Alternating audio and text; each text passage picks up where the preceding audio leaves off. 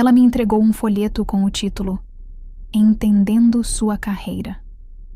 Logo depois de negar meu aumento, diminuir meu trabalho e me chamar de funcionária júnior como se fosse um rótulo definitivo. Não discuti, não chorei. Apenas saí daquela sala com uma promessa silenciosa. Você ainda vai se lembrar deste rosto, mas não da forma que imagina. O que aconteceu depois não foi um surto, foi estratégia. Se você já se sentiu ignorada, subestimada ou tratada apenas como suporte, essa história é para você.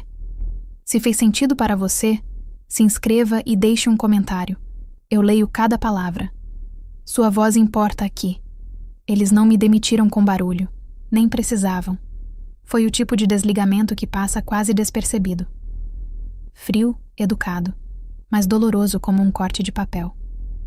Denise, do RH, me chamou com a desculpa de falar sobre desenvolvimento de carreira. Ela tinha aquele sorriso neutro que profissionais de RH guardam para momentos difíceis. Entrei com um portfólio de 14 páginas detalhando cada projeto em que trabalhei, cada sistema que corrigi, cada valor que economizei para a empresa ao resolver, em silêncio, problemas que outros fingiam não ver. Eu nem queria promoção. Pedi apenas um ajuste salarial, não por achar que merecia sem motivo, mas porque eu tinha provas. Mas não foi isso que mais doeu. O que realmente marcou foi o tom, aquela voz calma e condescendente quando ela se inclinou e disse: Querida, isso aqui é um escritório corporativo, não o Shark Tank. Não negociamos com funcionários juniores. Não hesitei. Não pedi para repetir. Não precisava. Aquela frase ficou gravada na minha cabeça. Funcionária júnior, como se tudo o que eu tinha feito, cada noite sem dormir, cada correção urgente, cada acesso no fim de semana, simplesmente não existisse. Como se minha presença fosse tolerada, nunca respeitada. É assim com quem faz o trabalho sem aparecer. Eles confundem silêncio com fraqueza, sem perceber que silêncio também é foco. Agradeci a ela, não por gratidão, mas porque ali eu já tinha encerrado aquele ciclo. Saí passando pelo mesmo quadro branco que eu limpava toda sexta sem ninguém pedir. Passei pelos pôsteres de liderança que eu mesma criei e pelos quais nunca recebi crédito.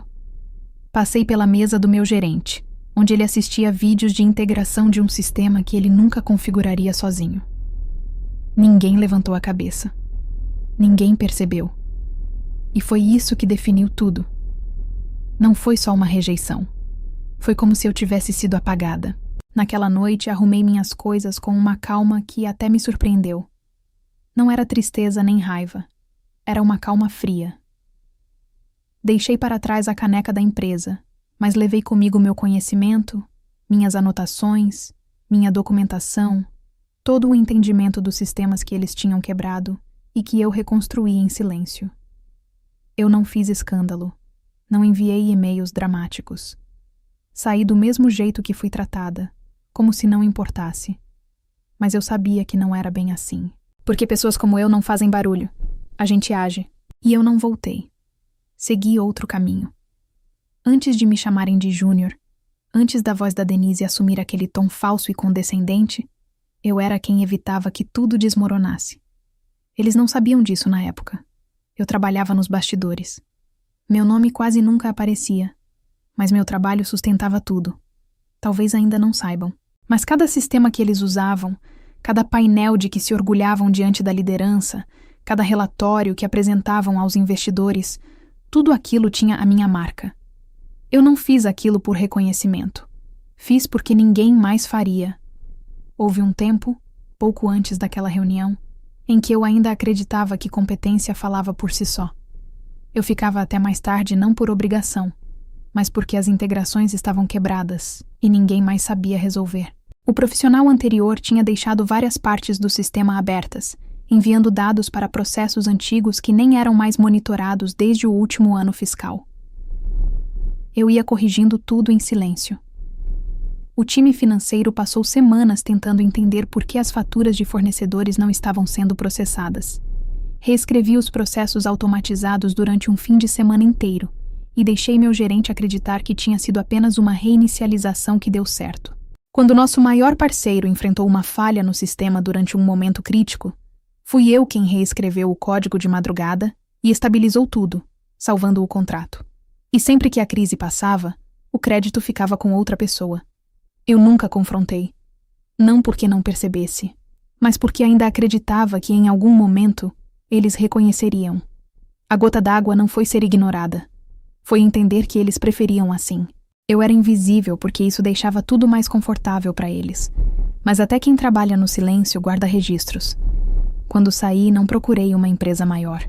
Procurei um lugar melhor, que não precisasse fingir ou parecer algo que não era. Foi assim que encontrei a Leoritech, uma pequena empresa de segurança digital.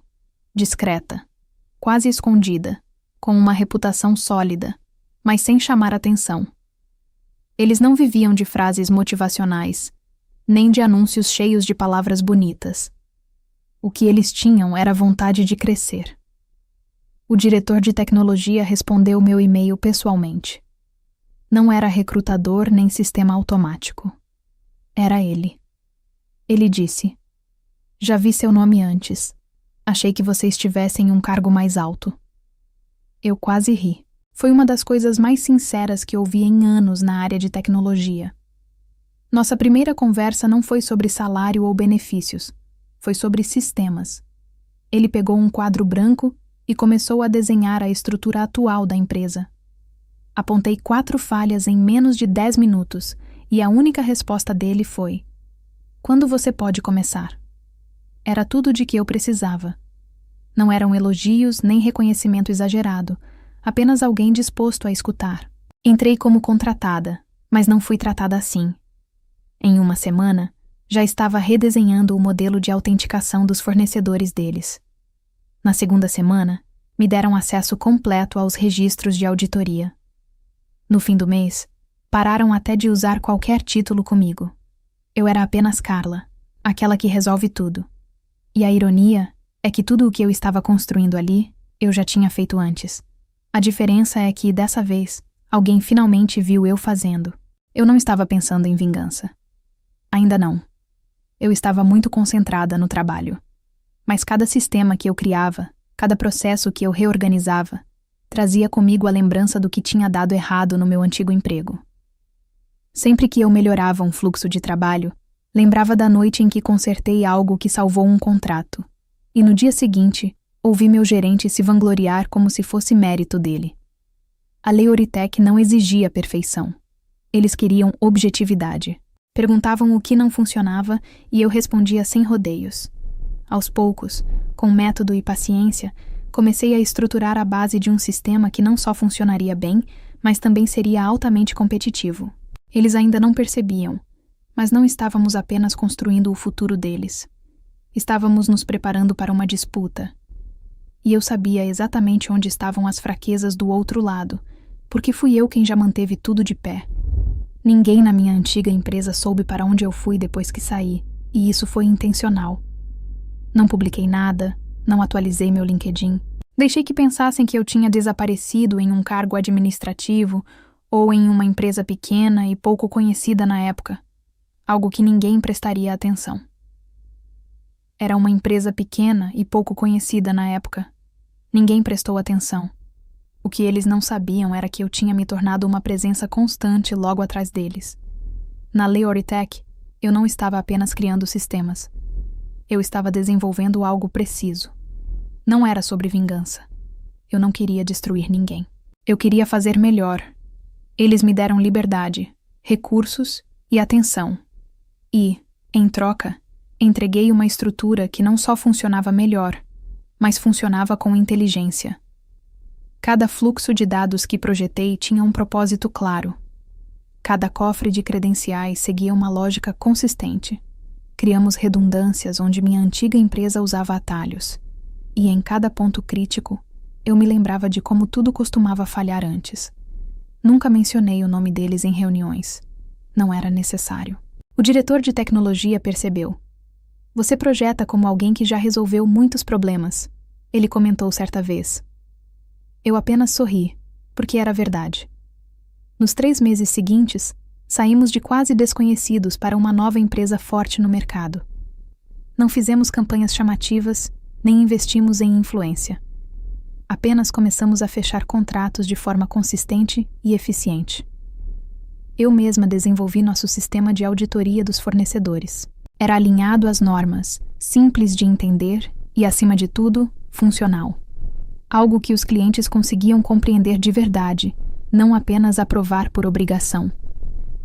A primeira vez que competimos diretamente com minha antiga empresa foi em um contrato de migração de dados de médio porte. Eles chegaram com uma apresentação chamativa e 10 minutos de termos complicados. Nós chegamos com uma demonstração prática, um plano claro e respostas objetivas. Ganhamos. Quando vi o nome deles na lista de concorrentes, não hesitei. Mantive a câmera desligada durante a reunião e deixei que tentassem adivinhar quem havia criado a arquitetura que agora os superava. A partir dali, tudo acelerou. A reputação começou a crescer entre profissionais de desenvolvimento back-end. A Leoritech não era apenas rápida, era organizada. E os clientes perceberam isso. Também não ajudava o fato de que muitos dos problemas que resolvíamos eram falhas deixadas pela minha antiga empresa. Chegou um momento em que o nosso time jurídico começou a notar semelhanças nas propostas. Esses fluxos de trabalho parecem familiares, comentou um analista. Permaneci em silêncio porque, claro, pareciam mesmo. Eu tinha criado as duas versões, uma nos bastidores, outra de forma aberta.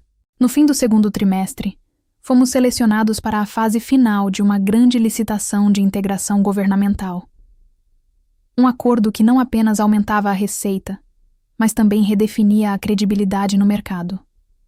E, como era de se esperar, meu antigo empregador também estava entre os finalistas. Eu ri quando vi o relatório.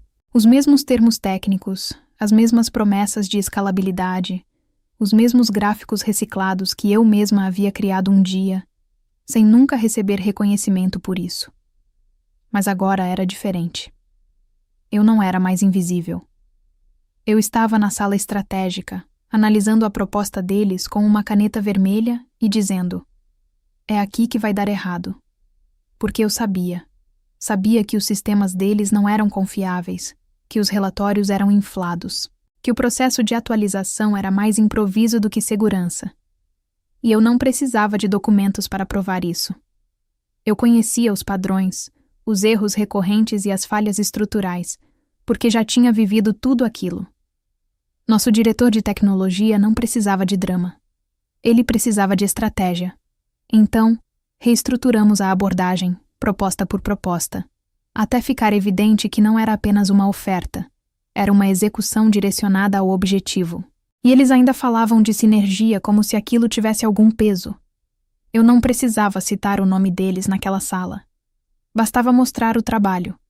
E naquele silêncio, construí o plano para a queda deles. Não com destruição, mas com fatos. A apresentação final foi marcada para uma manhã de sexta-feira. Um contrato público-privado de alto valor, envolvendo processamento e 3 anos de suporte contínuo de sistemas. Era o tipo de acordo que muda estruturas internas e define qual empresa continuará relevante nos próximos 5 anos. Nós não ensaiamos como eles. Sem equipe de mídia, sem discursos ensaiados. Tínhamos algo melhor. Respostas. Na Leoritech, passamos meses desenvolvendo um protótipo tão ajustado, tão sólido, que não precisava de efeitos visuais para impressionar. Ainda assim, eu sentia a atenção. Não era medo, era expectativa. Porque, no instante em que entrei naquele centro de conferências e vi os nomes nas mesas, soube exatamente quem estaria do outro lado. Minha antiga empresa. O mesmo logotipo azul, os mesmos materiais brilhantes, a mesma equipe executiva que um dia me tratou como suporte. E no centro de tudo, Denise, do RH. Lá estava ela, de blazer preto, com uma prancheta nas mãos e aquela mesma postura de autoridade forçada. Seus olhos percorriam o ambiente tentando identificar quem importava. Não pararam em mim, ainda não. Sentei com a equipe da Leoritech, não na frente, mas onde a estratégia costuma ficar, no meio. Não me apresentei, não era necessário. No momento em que nossa apresentação começou, tudo mudou. Nosso diretor de tecnologia, Iniciou com uma demonstração da arquitetura do sistema, tudo ao vivo, com testes de desempenho, integrações claras e uma estrutura consistente. A comissão avaliadora se inclinou para observar melhor. Os consultores jurídicos começaram a anotar, e eu percebi o primeiro sinal de desconforto do outro lado da mesa. Quando as perguntas começaram, eles olharam para a equipe de Denise buscando apoio. Não encontraram, porque estávamos preparados. Respondi a 3 perguntas sobre regras de dados, uma atrás da outra, todas baseadas em situações reais que eu já tinha vivido. Claro que não falei isso diretamente. Deixei que os detalhes mostrassem. Um dos executivos se inclinou e perguntou: "Como você antecipou essa falha?" Olhei para ele e respondi com firmeza: "Porque já vi isso antes." E resolvi. Foi nesse momento que Denise finalmente me notou. Sua expressão permaneceu a mesma, mas a postura mudou. Ficou rígida demais, como alguém tentando manter o controle.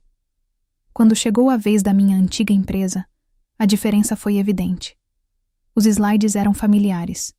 Familiar demais. Gráficos genéricos, declarações vagas e um estudo de caso baseado em sistemas que eu mesma tinha desenvolvido e revisado, sem nunca receber crédito. Falavam de escalabilidade, mas sem explicar nada com clareza. Um membro do comitê fez uma pergunta direta sobre controle de acessos em situações críticas. Eles se perderam. O engenheiro principal tentou responder. Denise se inclinou para sussurrar algo, mas já era tarde. No instante em que perceberam que eu fazia parte da equipe oposta, no meio de uma discussão técnica, o vice-presidente de tecnologia parou no meio da frase, analisou a sala e fixou o olhar em mim. Nossos olhares se cruzaram. Sem expressão, sem arrogância, apenas presença. O clima mudou. Foi aquele momento em que tudo se inverte, quando quem parecia alvo passa a controlar a situação. Nossa apresentação final não foi uma vitrine. Foi uma prova de capacidade. Mostramos 3 simulações demonstrando como cada sistema reagia à distribuição de carga em momentos de pico e a problemas com regras de dados. O nosso funcionou perfeitamente em tempo real. O deles apresentou atraso e depois falhou de forma silenciosa, mas definitiva. Quando o presidente da comissão se levantou para encerrar, não houve dramatização. Ele apenas disse: "Seguiremos com a Leoritech como nossa parceira de sistemas." Houve uma breve pausa, com efeito imediato. Eu não precisei de confirmação. Eu senti. O peso de cada desvalorização, cada crédito ignorado, cada avaliação injusta, tudo sendo resolvido naquele instante por um único contrato. De volta ao hotel, não houve celebração exagerada. Apenas brindes discretos, registros do contrato assinado e mais café. Mas para mim, o verdadeiro momento veio quando abri minha caixa de entrada. Lá estava um e-mail encaminhado da liderança da minha antiga empresa, com o assunto urgente. Alguém conhece a arquitetura de sistemas da Leoritech? E de repente tudo tinha mudado. Só que desta vez eu estava no controle. A primeira mensagem chegou menos de 48 horas após a assinatura. Um assunto genérico, um texto curto. O remetente era Brad, meu antigo gerente. O mesmo que já havia se apropriado de um e-mail meu como se fosse ideia dele. Eu nem abri, apenas li a prévia. Vi seu nome na lista de contatos. Parabéns, talvez possamos... Parei ali. No dia seguinte, Denise tentou. O e-mail dela era mais extenso, educado, envolvido em uma sinceridade claramente falsa. É evidente que você fez progressos relevantes em sua nova função. Gostaríamos muito de considerar uma oportunidade de colaboração no futuro. Talvez até algo permanente, com cargo e remuneração compatíveis com seus talentos. Ela destacou essa parte em negrito. Cargo e remuneração. Imaginei ela digitando com calma, na esperança de que pudesse reescrever os últimos 2 anos. A ironia é que usou a mesma fonte do material de RH que me entregaram no dia em que saí. E o rodapé também era idêntico. Não respondi. Não encaminhei. Nem sequer tirei captura de tela. Apenas arquivei a mensagem com a satisfação silenciosa que o silêncio costuma trazer. Então chegou a terceira mensagem, desta vez do vice-presidente de operações, o homem que um dia me disse que eu precisava amadurecer e alcançar meu potencial. O e-mail dele era curto, apenas uma frase. Talvez tenhamos avaliado mal o seu escopo. Meu escopo? Como se eu fosse um objeto mal ajustado em vez de uma pessoa. Como se eles não tivessem passado anos se beneficiando do meu trabalho sem sequer aprenderem meu nome. Não respondi. Não havia necessidade. Eles já sabiam. Sabiam disso toda vez que um cliente perguntava: podemos ter a pessoa da Leoritech nesta chamada? Toda vez que abriam um relatório e viam um sistema que não compreendiam, porque nunca o construíram, apenas herdaram. Minha vingança não foi pública, não foi barulhenta. Foi silenciosa, precisa. Deixei que falassem com a minha ausência enquanto eu seguia em frente sem eles. A última mensagem que recebi de alguém daquela empresa veio de um engenheiro júnior. Apenas 3 palavras. Você tinha razão. Naquela noite, tornei meu perfil do LinkedIn privado. Não para me esconder, mas para lembrá-los de que já não eram mais bem-vindos. Eu nunca tive a intenção de derrubar ninguém. Essa é a parte que eles jamais vão entender. Vão dizer a si mesmos que eu planejei tudo. Que entrei em uma equipe concorrente apenas para humilhá-los. Que cada vitória foi uma estratégia disfarçada. Mas a verdade é que eu só queria ser vista. Não aplaudida, não idolatrada. Apenas reconhecida pelo trabalho, pelo esforço, pelos resultados. E quando eles se recusaram a enxergar, encontrei quem enxergasse. Esse foi o ponto de virada. Não foi raiva, nem ressentimento, foi reconhecimento. Tudo o que veio depois, a auditoria, a vitória, a mudança no mercado, os e-mails dos quais agora se arrependem, nunca foi o meu objetivo. Foi consequência, um efeito natural, o colapso silencioso de uma estrutura construída sobre arrogância e suposições. Me chamavam de Júnior, como se isso me diminuísse, como se títulos definissem a verdade. Mas o que eles não perceberam é que algumas pessoas não precisam de validação para construir poder. Elas só precisam de espaço. E no momento em que conquistei esse espaço, não o usei para olhar para trás. Usei para crescer. Os sistemas que desenvolvo agora são mais claros. As reuniões que conduzo são objetivas. A equipe que lidero não pede permissão para falar. Eles não esperam reconhecimento porque sabem o que é ser ignorado. Não entro mais em salas esperando provar algo. Entro porque é meu trabalho, porque aquele espaço também é meu. E se aqueles que um dia me chamaram de invisível estiverem à porta pedindo para entrar, não levantarei a voz. Vou elevar o padrão. Eu não os destruí. Eu os superei. E foram eles que me deram o modelo para isso. Lições da história. Às vezes, a forma mais poderosa de vingança não é uma grande demonstração, mas uma evolução silenciosa. Esta história não é sobre queimar pontes. É sobre se afastar de um sistema que nunca reconheceu o seu valor e construir algo melhor nos seus próprios termos. Meu nome é Carla. Eu não venci destruindo ninguém.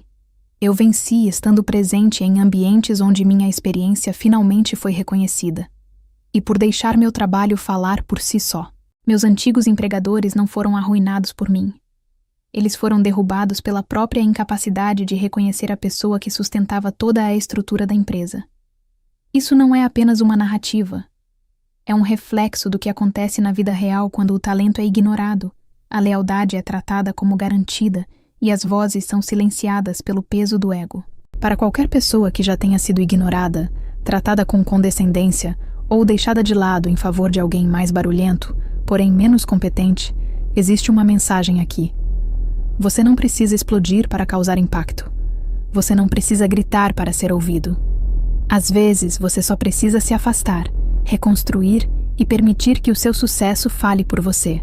Na cultura de trabalho atual, especialmente no ambiente corporativo americano, existe uma pressão crescente para se impor de forma exagerada ou se autopromover o tempo todo.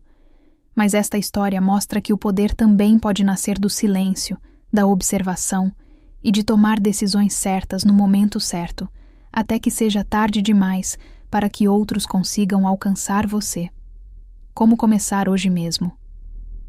Primeiro, comece a registrar seu trabalho, cada contribuição, cada sistema que você melhorar. Segundo, reconecte-se com pessoas que já reconheceram seu valor, mesmo que de forma discreta. Terceiro, atualize seu currículo não apenas para buscar oportunidades, mas para se lembrar do seu próprio valor. Quarto, identifique as habilidades que você domina silenciosamente e que outros ainda não perceberam. Essa é a sua vantagem. Carla mostra que o silêncio não é ausência de força, mas muitas vezes sua forma mais refinada. Em um mundo onde todos disputam atenção, quem observa, aprende e age no momento certo, constrói vantagens invisíveis. O erro da antiga empresa não foi apenas ignorar talento, mas depender dele sem reconhecê-lo. Quando alguém essencial sai sem alarde, o vazio não aparece imediatamente, ele cresce aos poucos, até se tornar impossível de ignorar. O mais poderoso aqui não foi a vingança, mas a evolução. Carla não perdeu tempo tentando provar seu valor para quem não queria enxergar. Ela mudou de ambiente e deixou que os resultados falassem por ela. Isso revela algo profundo. O reconhecimento não nasce onde há ego, mas onde há clareza. E no fim, não é sobre destruir pontes, mas sobre atravessar para o lado onde você realmente pertence. Histórias como essa ensinam que competência sem visibilidade pode virar exploração se não houver consciência estratégica. Trabalhar bem não basta se você está em um sistema que não valoriza a entrega, apenas a aparência. A lição não é se tornar barulhento, mas sim intencional. Registrar resultados, entender seu valor e escolher o ambiente certo são decisões tão importantes quanto o próprio trabalho. Permanecer onde você é invisível pode parecer lealdade, mas muitas vezes é estagnação. Carla não venceu porque atacou, mas porque escolheu crescer no lugar certo. E isso muda tudo. A verdadeira virada acontece quando você para de tentar convencer quem não quer ouvir e começa a investir onde sua voz tem peso. No fim, não é sobre reconhecimento imediato, mas sobre construir algo que torne impossível ser ignorado no futuro. Agora me diz, quando você percebe que está sendo subestimado, você insiste em provar seu valor ou começa a se reposicionar estrategicamente? Escreve aqui nos comentários. Eu quero muito saber. E não esquece, deixa também o seu comentário com uma classificação de 1 a 10 para mostrar o quanto você gostou, porque assim eu consigo trazer mais vídeos que sejam interessantes para você. Se esta história tocou você de alguma forma, se você já se sentiu invisível, sem reconhecimento ou silenciosamente forte, compartilhe um pouco disso aqui pra gente. Claro, se você quiser. Porque neste espaço, sua voz não precisa gritar para fazer a diferença.